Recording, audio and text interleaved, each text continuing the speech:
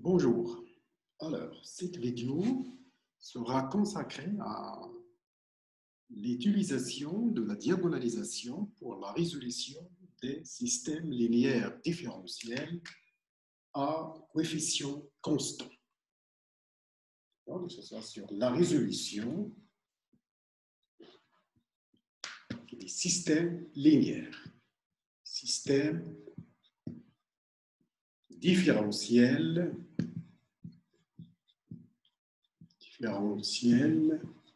linéaires à coefficient constant. À coefficient constant. Coefficient constant. D'accord? Alors, avant de donner le résultat général, je commence par un exemple très simple que vous avez déjà étudié en analyse. Vous connaissez la solution générale. Alors, je vais commencer par un exemple introductif. Donc, je considère l'équation différentielle, soit l'équation différentielle sur linéaire y seconde moins y égale 0. C'est une équation différentielle linéaire d'ordre 2. Il y a la dérivée d'ordre 2 qui intervient. Et il est à coefficient constant. Donc là, vous avez 1, vous avez moins 1.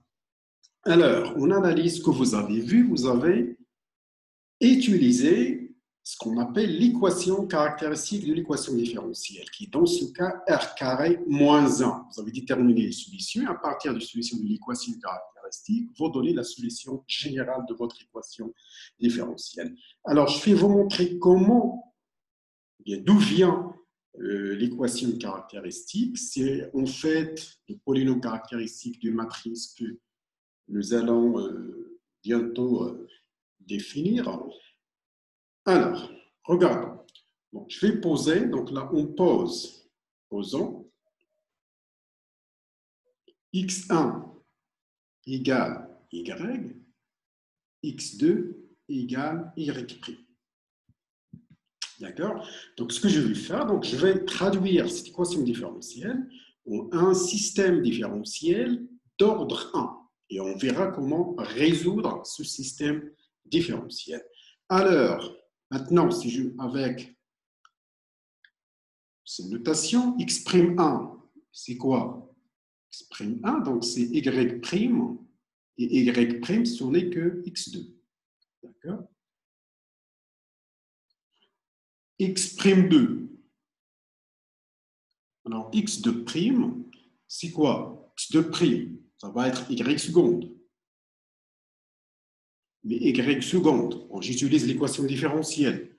C'est y, parce que y seconde moins y égale à 0, donc c'est y. Mais y, c'est x1.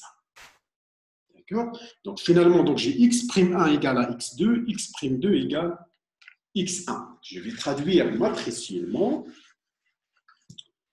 Alors, il s'ensuit maintenant que x'1 égale, alors il vient donc, avec ces notations, x'1 égale à x2, x'2 égale x1. D'accord?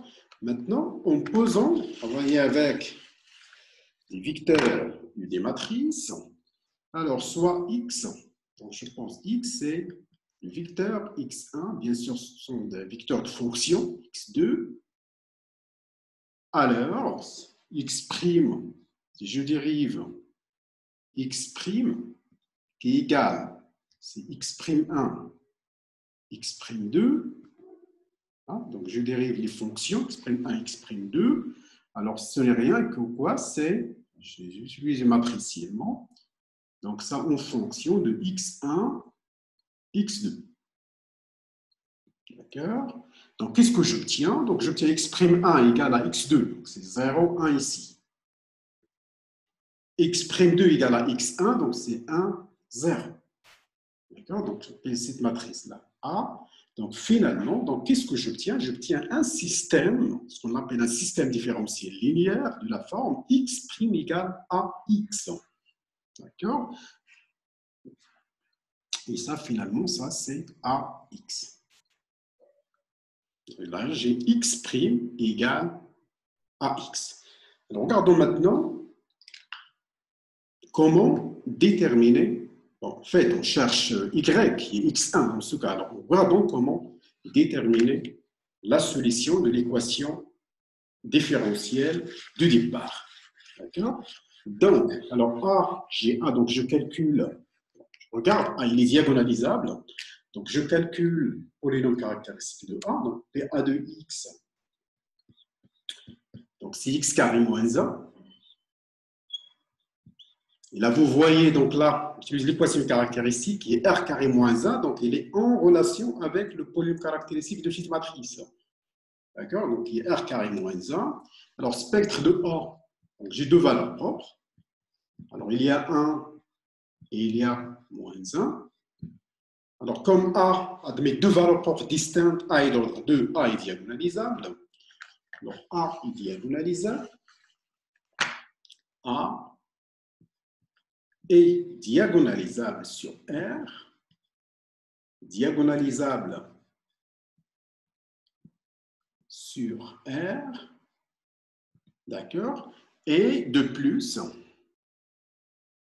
et on a D qui est égal, là je la diagonalise, donc D égale c'est 1, 1, 1, donc moins 1, 1.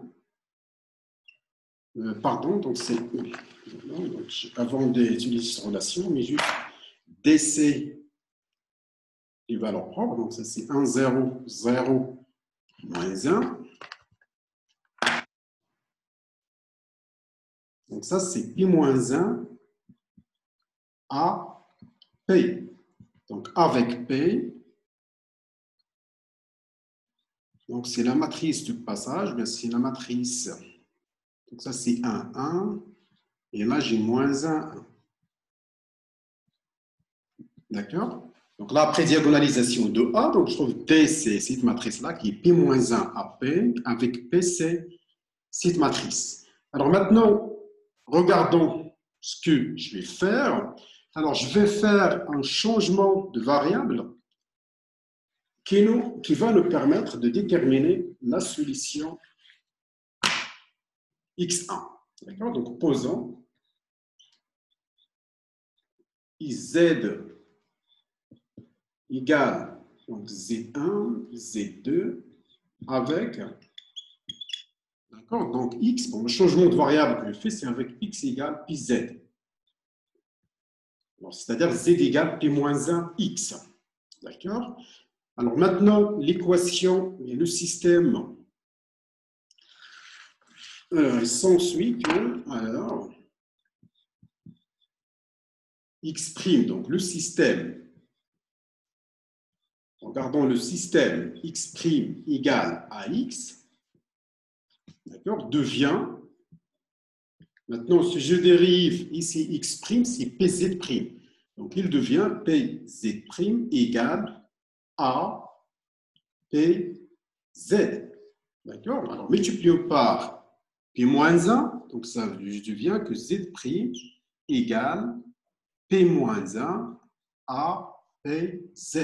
D'accord? Ce qui me donne, alors maintenant z', c'est z'1, z'2 égale, donc c'est D, donc c'est la matrice D, donc ça c'est D. Et D, c'est quoi? C'est la matrice 1, 0, 0, moins 1, Z. Donc Z1, Z2. D'accord? Finalement, donc là, après ce changement de variable, j'ai obtenu le système différentiel linéaire Z'1, Z'2 égale, donc ça c'est Z', égale 1, 0, c'est la matrice D fois Z1, Z2. Et là, vous voyez que, alors là, ce sont les valeurs propres. D'où j'obtiens le système maintenant que je peux résoudre d'une manière simple, c'est le système suivant. Donc j'obtiens Z'1 égale Donc, c'est Z1, Z'2 égale moins Z2. Là, donc là, ce sont des équations différentielles linéaires de premier ordre. Je peux facilement les résoudre. D'accord? Donc, ce qui implique maintenant que bon, j'ai Z1 égale à quoi? Donc, Z1, c'est une constante, l'exponentielle T, avec C1 réel, une constante, et Z2 sera une autre constante, C2, mais sera l'exponentielle moins T, C2, une constante réelle. D'accord? Maintenant, je reviens à la solution générale. Alors, finalement, x, bon, je cherche x. Alors, finalement, x de t, donc x, qui est égal, donc ça, c'est le couple x1, x2. Donc, ce qu'on cherche, c'est y qui est x1. Ça, c'est p fois, donc ça, c'est la matrice p, qui est 1, 1, moins 1, 1, fois z. Donc, z1, donc c'est C1 l'exponentielle t, C2 l'exponentielle moins t. D'accord? Donc, avec, donc c'est ça. Donc là, je tiens x maintenant, c'est x1, x2. Donc, ça, c'est la matrice. Dans la matrice, c'est p. Et là, ça, c'est z. D'accord? Donc, x égale, donc alors là, vous voyez, j'obtiens la valeur de x1. Alors, x1, ça va être, c'est C1 l'exponentielle t, plus C2 l'exponentielle moins t, ou bien moins, il y a un certain moins, mais ça va être plus une autre constante. Alors, donc, alors finalement, et on obtient maintenant x1 qui est égal à y. Et là, vous avez y, la solution, c'est quoi? C'est, alors, C1, l'exponentielle t, moins C2, l'exponentielle moins t, avec C1, C2, des constantes. D'accord? C'est ça la solution de... Bon, là, vous avez une analyse que ça va être C1 plus C2, mais moins C2, ça va être c'est une constante. Et là, vous voyez la solution de l'équation de départ. Alors, ce que nous avons vu pour résoudre cet exemple, pour étudier cet exemple, c'est en fait ce qu'on fait d'une manière générale pour un système différentiel linéaire à coefficient constant. Pour nous, nous allons nous consacrer en particulier lorsque la matrice du système est diagonalisable. Alors, maintenant, revenons au cas général. Donc, je me donne une matrice A, Mn, il est à coefficient dans K, carré dans K. Donc, je prends X égale X1, X2, Xn, avec les Xi, ce sont des fonctions d'un intervalle I de R vers R.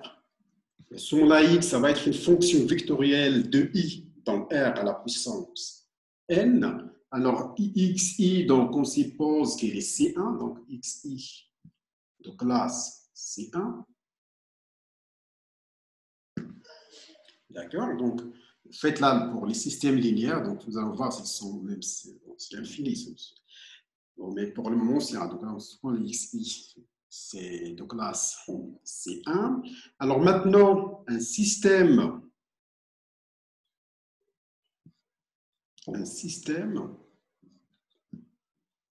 différentiel linéaire à coefficient constant,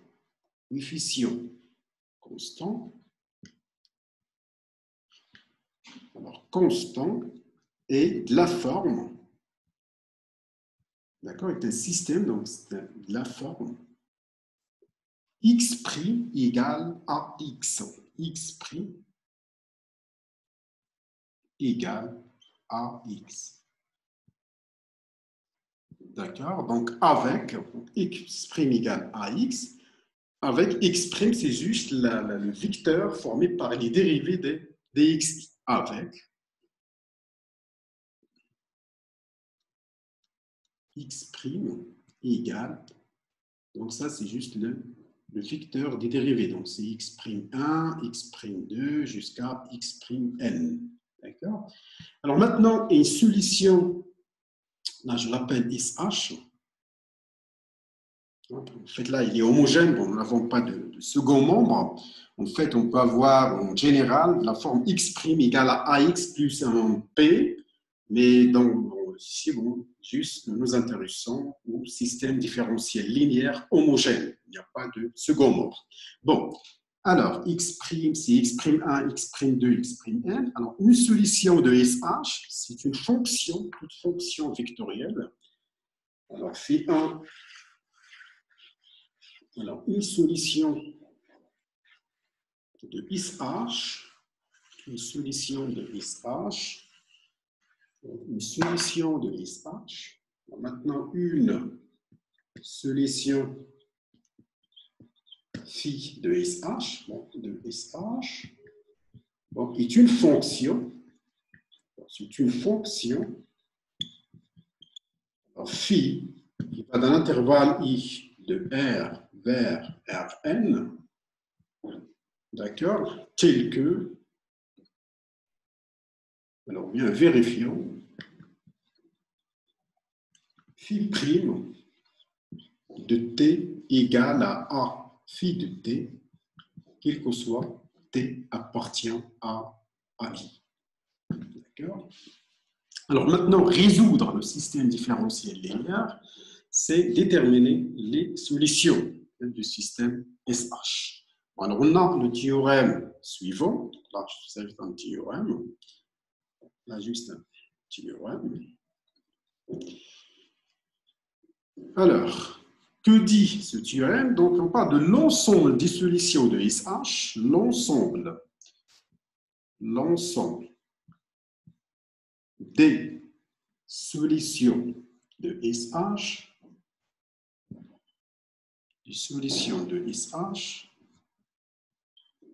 est un K-espace vectoriel de dimension n. C'est un K-espace vectoriel. Donc là, il faut bien retenir ce résultat. Donc, il est un K-espace vectoriel de dimension n. De dimension n. D'accord? Donc, c'est un K-espace vectoriel de dimension n.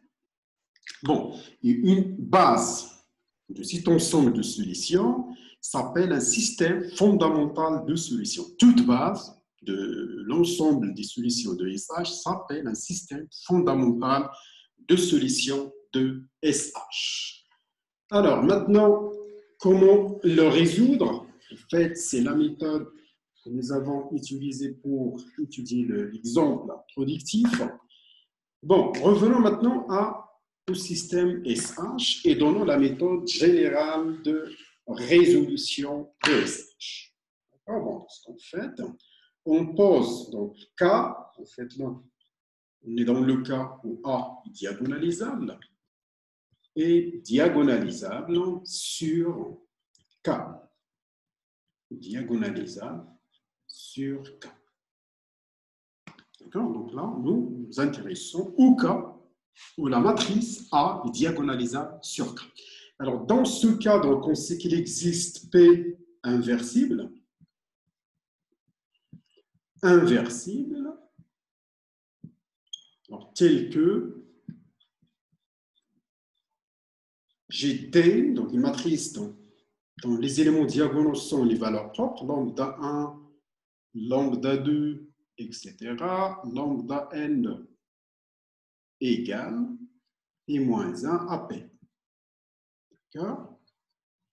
Je sais, donc avec, donc là, donc avec, donc les lambda 1, donc le avec, bien sûr, le spectre de A, c'est lambda 1, lambda n. Bon, ici, donc, on dit qu'on a n valeurs propres, mais on les compte avec leur multiplicité. Donc, il se peut ici que lambda 1 paraît 2 fois, 3 fois, lambda 2, etc. Mais de toute façon, on les compte avec leur multiplicité. Bon, maintenant, ce qu'on va faire, nous allons Alors, nous allons effectuer un changement de variable. Pose x égale pz avec z, c'est un vecteur z1, z2 de n fonctions, zn, d'accord? Donc, alors, maintenant, sh, il devient, donc sh, le système devient, bon, à partir de x' égale à x, donc ceci implique, alors si je dérive x', donc c'est pz' égale à pz. Donc ce qui implique z' égale p-1 à pz, et alors on obtient z' égale dz. Z' maintenant, ça me donne c'était z. D'accord? Alors maintenant, résoudre. Bon, non, j'efface.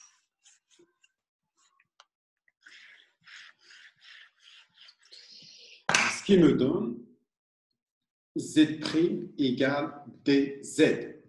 Alors vous voyez, donc maintenant, notre système du départ x' égale à x est équivalent à z' égale à dz via ce changement de variable. D'accord? Donc maintenant, au lieu de résoudre x' égale à x, nous allons résoudre z' égale dz, et qui est facile à résoudre. Et après, on utilise la matrice de passage qui est P pour avoir la solution grand X. Maintenant, notre système, donc là, ça c'est Z'1, Z'2, etc., Z'n égale, donc là, ça c'est la matrice D, donc c'est lambda 1, lambda 2, etc., donc lambda n, donc là, c'est les diagonales, Z1, Z2, Zn. C'est bon? Et alors maintenant, ce qui nous donne un système. Alors, Z'1, c'est juste lambda 1, Z1. Z'2, c'est juste lambda 2, Z2, etc. Donc, on obtient Z'N, c'est lambda n, Zn. D'accord? Donc, ce sont maintenant des équations différentielles linéaires, coefficient constant. Donc là, on obtient directement, donc là, Z1, c'est juste une constante C1 exponentielle lambda 1t. Z2, une constante C2 exponentielle lambda 2t, etc. Zn, une constante Cn exponentielle lambda nt. Avec C1, C2 jusqu'à Cn sont des constantes. D'accord? Maintenant, donc là, une fois nous avons le vecteur Z, alors on obtient le vecteur X. Il s'ensuit que X égale, il s'ensuit que, maintenant, donc X1, il s'ensuit que X1 de T, vecteur maintenant X, ça c'est le X, X1, X2, etc. Donc Xn, donc ça c'est la matrice P fois Z1. Donc Z1 c'est C1 exponentielle lambda 1t, Z2 c'est C2 l'exponentielle lambda 2t, etc. Donc Cn exponentielle lambda nt. D'accord? Et alors ça, on peut l'écrire comme étant quoi? 2x1, donc grand X. Donc x1, vous voyez, donc ça, je peux l'écrire comme étant C1 exponentielle lambda 1 t x1 plus C2 l'exponentielle lambda 2 t x2 plus Cn l'exponentielle lambda n t xn avec, c'est quoi x1, x2 jusqu'à xn, donc avec xi, c'est quoi? C'est la ième colonne XI, c'est la ième colonne de P, de la matrice de passage P. La ième colonne de P. C'est ça le... D'accord? Et alors, donc là, vous voyez que alors, maintenant, chaque exponentielle lambda IT XI est une solution de SH.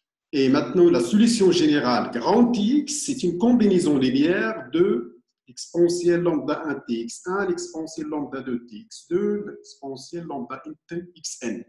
Finalement, on a on fait là, ce système-là, il forme un système fondamental de solutions. C'est une base de l'ensemble des solutions de SH. D'accord? Et comme maintenant, conclusion, donc là, j'ai quel que soit X maintenant. Alors, pardon, la solution générale. On va maintenant en conclusion.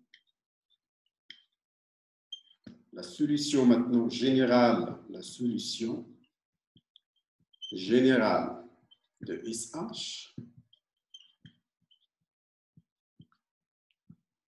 est X égale, donc X, donc c'est X de T, égale, donc c'est C1 exponentielle lambda 1T X1 plus C2 exponentielle lambda 2T X2 plus Cn exponentielle lambda nt xn, donc avec C1, C2, donc avec C1, C2 jusqu'à Cn sont des constantes et x1, xi, c'est la ième colonne de P. Ième colonne de P.